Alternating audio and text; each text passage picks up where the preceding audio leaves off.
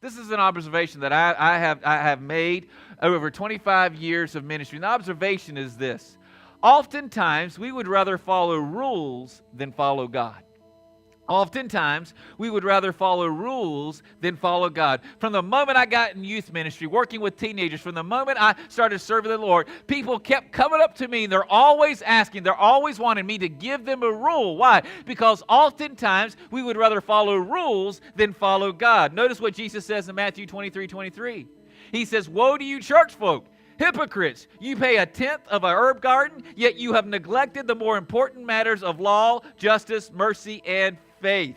What's he saying there? They had gotten so caught up following rules that they ended up neglecting their relationship with God. They had gotten so busy following a bunch of written down rules that they had neglected what God had told them to do. Why? I get it.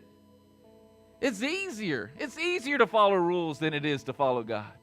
I get it. Sometimes it seems simpler.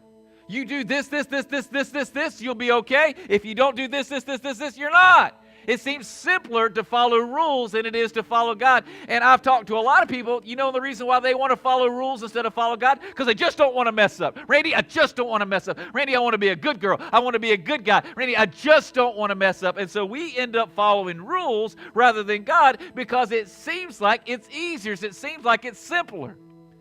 But when we do that, we end up missing out on God's goal for our life. Do you know what God's goal for your life is? Found in the truth, and the truth is this.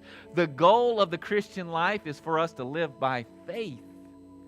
The goal of the Christian life is for us to live by faith. Hebrews 11:6 says, "It is impossible to please God without faith." Now notice, it didn't say it is impossible to please God without following a bunch of rules. Notice it didn't say it is impossible to please God without following the 10 Commandments.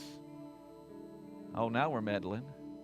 No, it says it's impossible for us to please God without faith. Anyone who wants to come to Him must believe that God exists and that He rewards those who sincerely seek Him. You want to be pleasing to God? You want to be a good guy? You want to be a good girl? Then guess what? Live by faith.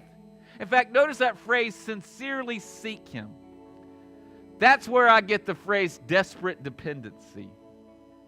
You want to please God? Live each day in desperate dependency on Him. You see, you're saying, Randy, what do you mean by desperate dependency? It means rather than focus on a bunch of do's and don't, God wants us to live moment by moment depending on Him.